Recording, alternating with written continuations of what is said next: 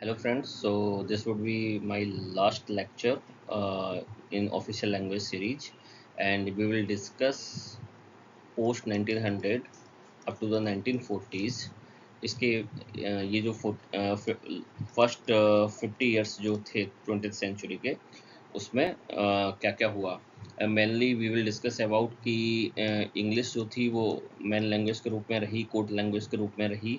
Court का मतलब supreme court, high court इसमें तो प्रवेल कर ही रही थी। जो भी आपकी प्रोसीडिंग्स थी उसमें भी इंग्लिश ली जा रही थी। इंग्लिश के नीचे आपका किस तरीके से लैंग्वेज को एज ए टूल यूज़ किया जा रहा था फॉर फ्रीडम फाइटर और अदर मोटिव्स में। कम्युनलिज्म हुआ, उसको कैसे लैंग्वेज के बेसिस पर बढ़ाया जा रहा था। किस तरह से गांधी जी ने हिंदी का यूज किया, बाद वो किस तरह से हिंदी से हिंदुस्तानी में शिफ्ट हुई। इस टॉपिक पे हम बात करेंगे। स्टार्ट करते हैं। तो सबसे पहले तो Hindi versus Urdu as a tool of communalism, इसके बारे में बात करेंगे। एंटी हिंदी एजिटेशन जो हुआ साउदर्न इंडिया में, उसके बारे में बात करेंगे ब्रीफली। ठीक है, उसके बाद हम बात करेंगे गांधी जी पहले हिंदी के बारे में बात करते थे, बाद में वो हिंदुस्तानी के ऊपर चले गए। ठीक है, फिर हम लोग कॉन्स्टिट्यूशनल डिबेट के ऊपर बात करेंगे। ये जो टॉपिक है इस पर मैंने इस वाले पार्ट में बात नहीं किया है। अगर आप लोग बोलेंगे तो मैं इसके बारे में ऑलरेडी एक वीडियो बना सकता हूँ, लेकिन इसके ऊपर काफ़ी ज़्यादा कंटेंट ऑलरेडी अवेलेबल है और उसमें आप कुछ एक्स्ट्रा नहीं कर सकते हो। तो आप, मैं प्रेफर करूँगा कि आप किसी भी बुक से आप लक्ष्मीकांत से या आप सीधी ऑफिशियल लैंग्वेज अगर चैप्टर पढ़ लोगे तो ये टॉपिक कवर हो जाएगा। चलिए स्टार्ट करते हैं। तो मैं ये रिकैप है, इसमें मैंने बताया था लास्ट वीडियो मैंने क्या बताया था कि किस तरीके के ब्रिटिश रिस्पॉन्स, जो ब्रिटिश थे उन्होंने क्या कहते जो एक्ट ऑफ 1830 में 1 लाख रुपए देना शुरू कर दिया। बाद में उस 1 लाख रुपए के लिए इंस्टीट्यूशन बनाए गए, हिंदू कॉलेज बनाए गए। किस तरह राजा राम मोहन राय ने इंग्लिश को, वेस्टर्न एजुकेशन को अलाउ किया। ठीक है, उसके बाद मैंने बताया था क्रिश्चियंस मिशनरी ने किस तरीके से ईस्ट इंडिया कंपनी के स्कोप से बाहर रहकर भी इंडियन एजुकेशन में पेनिट्रेट किया। स्टार्टिंग में उन्होंने वेस्टर्न एजुकेशन को इंग्लिश में पढ़ाया, फिर बाद में धीरे धीरे इंग्लिश को भी इंट्रोड्यूस करने लगे। हम लोगों ने बताया कि जो हिंदी थी उसको कैसे हिंदी मूवमेंट को किस तरह से भारतेंदु हरिश्चंद्र ने आगे किया, कौन कौन से 3 पिलर्स से किस प्रकार से पेटिशंस दायर हुई, कैसे आपका मैकडोनल्ड का ऑर्डर आया। ये जो मैकडोनल्ड का ऑर्डर था वो 1900 में आया। कब आया? 1900 में। इसमें क्या हुआ, पर्शियन के साथ साथ पर्शियन प्लस हिंदी को अलाउ कर दिया गया। किसमें? आपके अवध और नॉर्थ वेस्ट प्रोविंसेस में। एरा ऑफ इंग्लिश में क्या हुआ, लॉर्ड मैकारे के बारे में मैं बताया था कि मैकारे ने किस तरह से इंग्लिश को डोमिनेट करा दिया, किस प्रकार आईपीसी पूरी की पूरी इंग्लिश में लिखी गई, किस तरह से 1837 का जो लैंग्वेज एक्ट था उसने क्या कर दिया, सीधे सीधे पर्शियन को खत्म कर दिया, पूरा का पूरा इंग्लिश कर दिया और वर्नाक्युलर लैंग्वेज को एक स्कोप दिया। और इस पूरे ही टाइम में किस तरीके से Urdu as a language develop हुई, as a language of mass. Okay, तो चलिए स्टार्ट करते हैं। अब 1900 के बाद क्या हुआ, तो देखो पोस्ट 1900 में क्या हुआ, जो इंडियन नेशनल कांग्रेस थी, स्वदेशी मूवमेंट के बाद क्या हुई, it became a party of mass population. इससे पहले ये जो पार्टी थी वो जमींदार की पार्टी थी या एलिटिस्ट की पार्टी थी। ठीक है, जब मास पॉपुलेशन की बात हुई तो इंडियन नेशनल कांग्रेस को अपना प्रोपेगेंडे को आगे करने के लिए उस ऐसे लीडर्स को लाना पड़ा, या फिर उनके जो ऑलरेडी लीडर्स थे उन्होंने वर्नाक्युलर लैंग्वेज, जो मास लैंग्वेज है उसमें बोलना स्टार्ट कर दिया।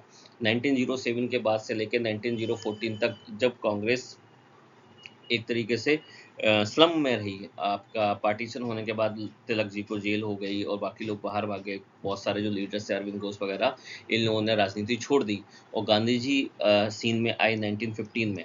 तब क्या हुआ, तो 1950, उससे पहले 1950 के अराउंड में क्या हुआ कि जो लीडर्स थे, लाला लाजपत राय हुए, मदन मोहन मालवीय थे, इन्होंने क्या किया, स्पेसिफिकली हिंदुओं के बारे में बात करना स्टार्ट कर दिया। हम लोगों को ये याद रहना चाहिए कि 1906 में आपकी ऑल इंडिया मुस्लिम लीग बन गई थी, तो इसके अगेंस्ट में आपके हिंदू अवेकनिंग भी जरूरी थी, इसलिए मालवीय जी ने हिंदू इंटरेस्ट के बारे में बात की और उसमें हिंदी के बारे में बात करना शुरू कर दिया। ठीक है, तो हिंदू महासभा कब बनी? 1915 में बनी, ये मालवीय जी ने बनाई थी। लेटर अंडर सावरकर भी इसमें आ गए। मुस्लिम लीग कब बनी थी? 1906 में बनी थी।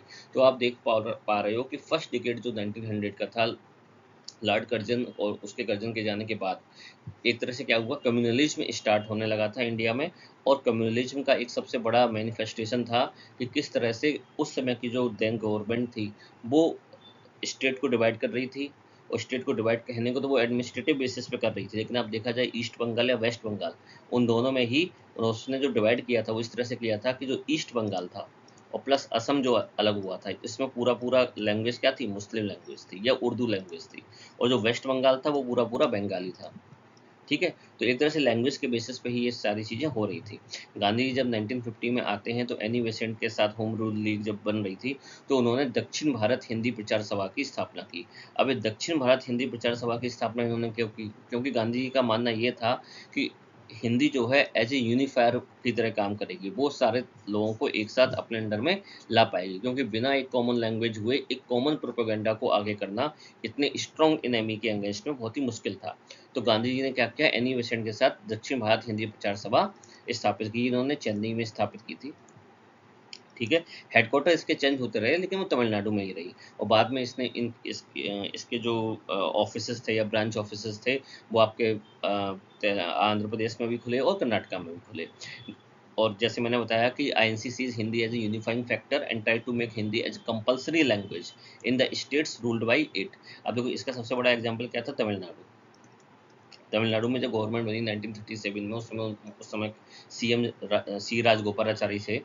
ठीक है, तो उन्होंने हिंदी को स्टेबलाइज किया।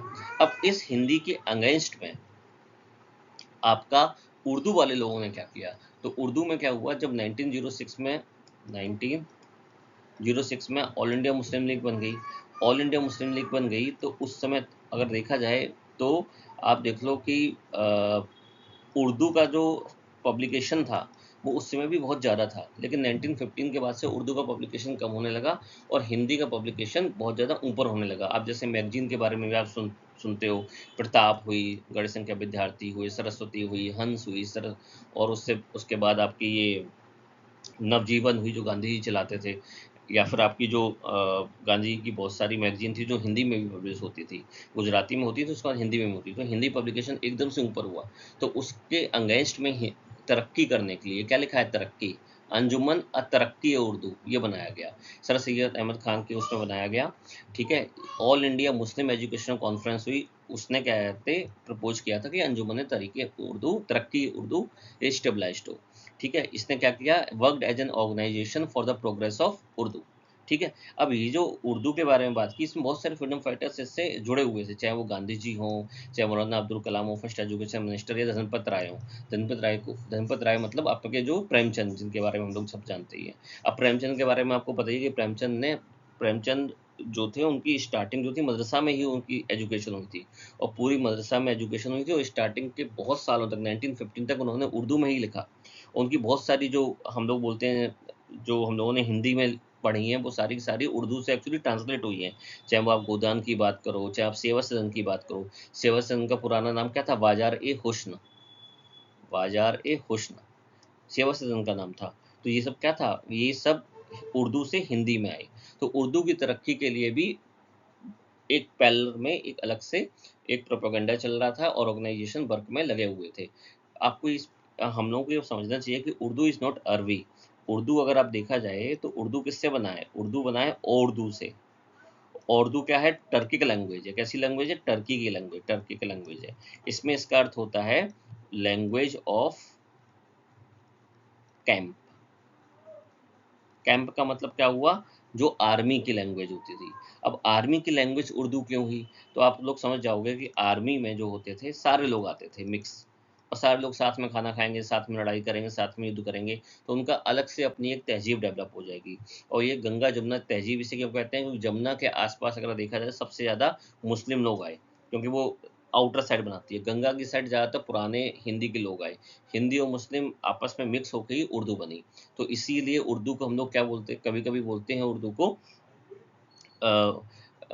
इसकी लश्कर जवान। लश्कर मतलब होता है जो आर्मी के कैंप चलते हैं उन्हें लश्कर बोलते हैं। तो जवान लश्कर भी उर्दू को बोलते हैं। तो इसकी उर्दू की भी एक तरह से उर्दू की हिमायत में भी काफ़ी लोग लगे हुए थे, और उर्दू के अगेंस्ट में इंडियन फ्रीडम फाइटर भी नहीं थे, क्योंकि उर्दू जो थी वो हिंदुस्तानी तहजीब का एक पार्ट थी। ठीक है, ओके। सो अब हम लोग बात करते हैं rise of communalism and Gandhi ji shift from Hindi to Hindustani. तो मैंने आपको बता दिया कि उर्दू को लश्करी ज़बान माना जाता था, और it was well spoken by masses. ठीक है, इनफैक्ट 1900 1910 तक उर्दू का न्यूज़पेपर का जो सर्कुलेशन था वो हिंदी न्यूज़पेपर से कहीं ज़्यादा था, ठीक है। लेकिन जैसे जैसे मुस्लिम नेशनलिज्म बढ़ा और फिर धीरे धीरे कम्युनलिज्म स्टार्ट हुआ, टू नेशन थ्योरी आई। मोहम्मद अली जिन्ना पहले हिंदू मुस्लिम यूनिटी की बात करते थे, वो एक तरीके से साइमन कमीशन आने के बाद, नेहरू रिपोर्ट आने के बाद उन्होंने क्या किया, अपना टू नेशन थ्योरी के ऊपर चले गए। और जब उन्होंने मोहम्मद अली जिन्ना ने 14 पॉइंट्स अपने निकाले आपके लाहौर में, जब उनका कॉन्फ्रेंस हुई थी ऑल इंडिया मुस्लिम लीग की, तो उन्होंने क्या किया था, 14 पॉइंट्स निकाले थे। उसमें एक पॉइंट ये था कि they have to preserve the culture and the language of the Muslim, means Urdu के बारे में बात कर रहे हैं। और धीरे धीरे ये जो डिवाइड था वो धीरे धीरे कम्युनलिज्म का शेप लेने लगा था, ठीक है। इसके बाद बात होती है सदर्न स्टेट में imposition of Hindi. Southern state में जो हिंदी को इम्पोज किया गया, उसको एक तरीके से पेरियार जो वहाँ के लोग थे, उन्होंने एंटी हिंदी को एंटी ब्राह्मण एजुटेशन में कन्वर्ट कर दिया। उन्होंने हिंदी को अटैच कर दिया संस्कृत से, और हिंदी और संस्कृत को अटैच कर दिया ब्राह्मण से, और जितने भी निचले वर्ग के लोग हैं उनको मोबिलाइज कर दिया अगेंस्ट में, कि आप अगर हिंदी को इम्पोज कर रहे हैं। उस समय सी राजगोपालाचारी वहाँ के सीएम थे 1937 में। तो आप एक तरीके से आप क्या कर रहे हो, आप ब्राह्मण्स को ला रहे हो, और नीचे के तबके के लोगों के अगेंस्ट में ये काम होगा, और तमिल कल्चर को भी आप खत्म कर रहे हो। तो हिंदी को इम्पोज करने की कोशिश सदर्न इंडिया में भी खत्म रही। और आप देखोगे ये किसने किया है, इसमें जो डीएमके था, डीएमके का उस समय नाम था डीके, मुनेत्र जो था वो बाद में रखा गया। तो आपका जो डीके था, डीके का मतलब आप दिनेश कार्तिक में समझ लेना, डीएमके का पुराना नाम डीके ही था। आपके पेरियार थे, ये सारे लोग किसके अगेंस्ट में खड़े हुए थे, आईएनसी के। और आईएनसी किसके सपोर्ट में थी, हिंदी के, ठीक है। इनफैक्ट जो हैदराबाद जैसे स्टेट थे उनको भी कहते कन्विंस किया गया किसके, उर्दू को कैसे रखने के लिए, आपके ऑफिशियल लैंग्वेज के रूप में बनाने के लिए हैदराबाद ने मान लिया था, ठीक है। इनफैक्ट अलीगढ़ और मुस्लिम यूनिवर्सिटी हुई या फिर उस्मानिया यूनिवर्सिटी हुई, इसमें भी उन्होंने क्या किया था, उर्दू लैंग्वेज को ही हिंदी के ऊपर प्रेफर किया था। तो गांधी जी ने जब ये सब देखा कि सदर्न इंडिया में भी हिंदी को इतना तवज्जो नहीं मिल रही है, आपके आंध्र प्रदेश हुआ, कर्नाटक है, यहाँ पे भी जो मुस्लिम यूनिवर्सिटी है, जो मुस्लिम रिप्रेजेंटेटिव्स हैं, वो हिंदी को एक्सेप्ट नहीं कर रहे हैं। तो उन्होंने कहा कि हिंदी एज ए यूनिफायर, जो मेरा पहले इंस्टेंस था, उसको हमें चेंज करना पड़ेगा, हम हिंदी से हिंदुस्तानी में आ जाएंगे। तो पहले उन्होंने हिंदी की दक्षिण भारत में हिंदी प्रचार सभा खोली थी। अब उन्होंने हिंदुस्तानी प्रचार सभा खोली। कौन सी प्रचार सभा, हिंदुस्तानी प्रचार सभा। अब ये जो हिंदुस्तानी प्रचार सभा थी वो उन्होंने खोली कहाँ पे, मुंबई में। और आप देखो हिंदुस्तानी प्रचार सभा का टाइमिंग क्या है, 1942, यानी कि क्विट इंडिया मूवमेंट उस समय चल रहा था, ठीक है। उन्होंने ऐसा क्यों किया कि ज़्यादा से ज़्यादा लोगों के हिंदुस्तानी समझ में आती है, ज़्यादा से ज़्यादा लोग इन उस मूवमेंट में शामिल हों। तो उन्होंने, गांधी जी ने aim was to promote Hindustani which could serve as a lingua franca. Lingua franca का मतलब होता है language of the people, language of the brothers, language of the mass of the country, and to bring the people of the country together, ठीक है। अब इसमें उन्होंने क्या किया था कि जो आपके दादा भाई नौरोजी की जो ग्रैंड डॉटर्स थी, पेरीवन कैप्टन और गोसीवन कैप्टन, इनको उन्होंने इंचार्ज बनाया हिंदुस्तानी प्रचार सभा का, ठीक है। इसमें मेन पर्पज इसमें यह है कि कभी कभार ये हिंदुस्तानी प्रचार सभा डायरेक्ट एमसीक्यू में आ सकती है, अदरवाइज आप ऑफिशियल लैंग्वेज में आप इसको ऐसे में आप एज ए केस स्टडी या फिर आप एज ए एग्जाम्पल इसमें दे सकते हैं। लेकिन आपको ये सब हो रहा था, ये मतलब हिंदी और आप देख लो हिंदू वर्सेस या हिंदी वर्सेस उर्दू चल रहा था। लेकिन ये सब क्या था, अंडर द, ये सब लड़ाई जो हो रही थी वो किसके हो रही थी, सेकेंडरी लैंग्वेज के लिए। प्राइमरी लैंग्वेज जो थी वो इंग्लिश बराबर ही मेंटेन थी। आप देखो चाहो, ये मैंने स्क्रीनशॉट लिया है एक्ट ऑफ 1935, इसमें आप देखोगे इसमें लिखा है English to be used in the federal legislature. ऐसे आप इसमें देखते जाओगे, आप बस इसमें सर्च करना डाउनलोड करके, या फिर आप मुझसे मांग लीजिएगा। उसमें आपका क्या है, English to be used in federal, English to be used in आपके provincial legislature, English to be used in supreme court and the high courts, इसमें भी लिखा है। 1919 के भी एक्ट में लिखा है। बस उन्होंने इतनी रियायत दे दी है कि आप प्रोविंशियल एग्रीकल्चर में अगर कोई व्यक्ति इंग्लिश बोलने में दिक्कत आ रही है उसे, तो वो अपनी नॉर्मल लैंग्वेज में बोल सकता है, ठीक है। अब 1919 के लैंग्वेज में आपकी जो नेशनल लैंग्वेज या वर्नाकुलर लैंग्वेज है, इसके बारे में थोड़ी सी बात ये हुई थी कि उन्होंने कहा था कि पब्लिक सर्विस कमीशन के में जो भी बच्चे जा रहे हैं उनको उनके कोर्स में ट्रेनिंग के टाइम में उनको इंडियन लैंग्वेज की भी स्टडी करानी जरूरी है। इसके related government of India resolution निकाला था 1920 में। उन्होंने कहा था कि आपकी जितनी भी इंडियन लैंग्वेज है और इंडियन लैंग्वेज के साथ साथ क्लासिकल लैंग्वेज जो है दोनों को ही आपको पढ़ना जरूरी है। ठीक है। Also government of India act 1919 में ये भी लिखा है कि जितने भी इलेक्टोरल रोल्स हैं, मतलब जितने भी आपकी वोटिंग लिस्ट है, वो सारी की सारी किस में होनी चाहिए, लोकल लैंग्वेज में होनी चाहिए। लोकल लैंग्वेज में का मतलब क्या हुआ कि जिससे वाइड पब्लिसिटी हो, लोगों को समझ में आए कि मेरा नाम ये यहाँ लिखा है। तो गवर्नमेंट ऑफ इंडिया एक्ट अगर आप देखो from the perspective of administration 1919 का या फिर 1935 का, जो कोर्ट की लैंग्वेज थी, सुप्रीम कोर्ट, हाई कोर्ट, जो आपकी नेशनल असेंबली की थी या फिर आपकी जो फेडरल असेंबली की थी या फिर आपकी प्रोविंसेस की जो गवर्नमेंट थी, वहाँ सब में इंग्लिश थी। कुछ कुछ जगहों पर जहाँ पर बिल्कुल ही लोकलाइज्ड टारगेट होती थी, वहाँ पर उन्होंने लोकल लैंग्वेज या फिर नेशनल आपकी फॉर द बेटर अंडरस्टैंडिंग उन्होंने वर्नाकुलर लैंग्वेज को अलाउड किया था। ठीक है। तो ये आपका मैंने आपको बता दिया किस तरह से 1900 से लेके 1944 तक 19 फ्रॉम द टाइम बिंग 1946 की जो प्रोविजनल गवर्नमेंट थी वहाँ तक किस तरह से ऑफिशियल लैंग्वेज के बारे में डिस्कशन हुआ। इसके बाद कॉन्स्टिट्यूशनल असेंबली बनती है और कॉन्स्टिट्यूशनल असेंबली में इंडिया के कॉन्स्टिट्यूशन के ऊपर काफ़ी अच्छी डिबेट होती है और उसके ऊपर काफ़ी कंटेंट ऑलरेडी है अवेलेबल मार्केट में, आप उसे देख लेना। नहीं होता है तो आप मुझे करना, मैं एक वीडियो और बना दूंगा, उसमें मैं कॉन्स्टिट्यूशनल डिबेट के बारे में बता दूंगा और जितने भी इस समय सुप्रीम कोर्ट के डिसीजन हैं उनके बारे में बता दूंगा। वैसे लक्ष्मीकांत में का सफिशिएंट दिया गया, आप उससे भी पढ़ सकते हो। Okay, thank you.